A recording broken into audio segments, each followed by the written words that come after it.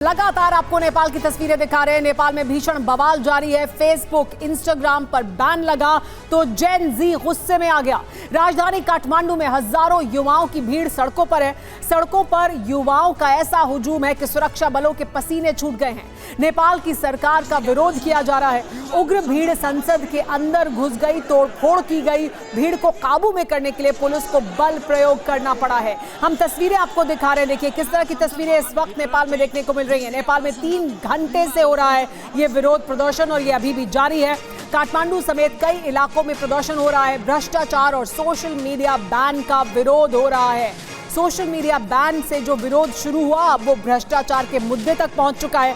जेन जी का सरकार के खिलाफ ये विद्रोह है और ये फिलहाल थमता हुआ दिखाई नहीं दे रहा है। काठमांडू और आसपास कई जगह पर इस तरह का प्रदर्शन हो रहा है। देखिए किस तरह से युवा सड़कों पर उतरे हैं। विरोध प्रदर्शन सरकार के खिलाफ है। संसद में दाखिल हो गए थे। देखिए किस तरह की तस्वीरें हैं।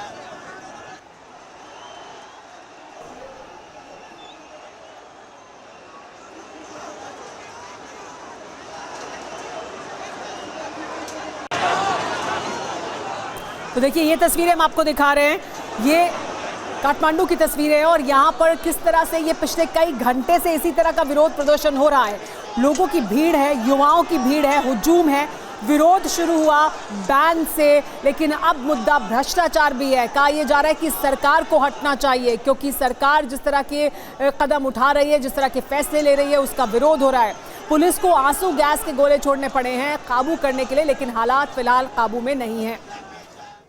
तोड़फोड़ करने पर गोली मारने के आदेश दिए गए हैं, ये जानकारी मिल रही है। सार्वजनिक संपत्ति के नुकसान पर फायरिंग के आदेश है, ये इस वक्त की बड़ी खबर। नेपाल में हालात बेकाबू और सेना को तैनात किया गया है। बेकाबू हालात को संयम में करने के लिए तोड़फोड़ अगर की जाएगी तो गोली मारने के आदेश दे दिए गए हैं।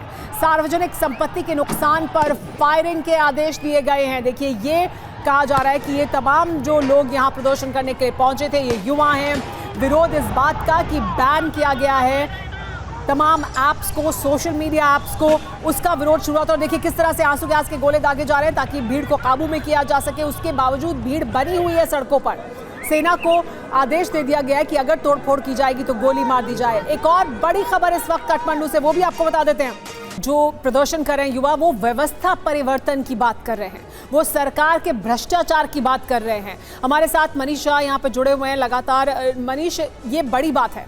ये कहा जा रहा है कि सोशल मीडिया बैन को लेकर, ऐप्स को बैन करने को लेकर ये प्रदर्शन शुरू हुआ, लेकिन हम जो सुन रहे हैं, जो छात्र हैं वो ये कह रहे हैं कि ये सरकार भ्रष्टाचार में डूबी है। ये कह रहे हैं कि ये बदलना चाहिए। ये कह रहे हैं ये बूढ़ी सरकार है, ये आज के युवाओं की जो एस्पिरेशंस है, जो उनकी सोच है, उसके साथ मेल नहीं खाती है। क्या है दरअसल तस्वीर इस वक्त, क्या आपको जानकारी है? देखिए सोशल मीडिया पर बैन एक कारण है, लेकिन केवल वही कारण नहीं है। दरअसल बस यही है कि इस बैन ने उन तमाम युवाओं को, छात्रों को सड़क पर ला दिया जो बीते कई सालों से इस उम्मीद में थे कि अब नेपाल का बेहतर भविष्य होगा। अब उनको कुछ अपॉर्चुनिटी मिलेगी, अच्छे अवसर मिलेंगे, नौकरी, रोजगार, शिक्षा और तमाम तरह की सुविधाएं मिलेंगी। लेकिन जब उन्होंने देखा कि कहीं कुछ हो नहीं रहा है तो सोशल मीडिया पर बैन ने उनको वो कारण दे दिया जिसकी वजह से वो आज सरकार के खिलाफ उतरे हैं। लेकिन आप देखिए उनकी मांगे गलत नहीं है, उनकी मांगे जायज़ हैं। ये बात सही है कि वो कह रहे हैं कि पहले तो यही बहाना होता था कि नेपाल में राजतंत्र है इसीलिए नेपाल का विकास नहीं हो रहा।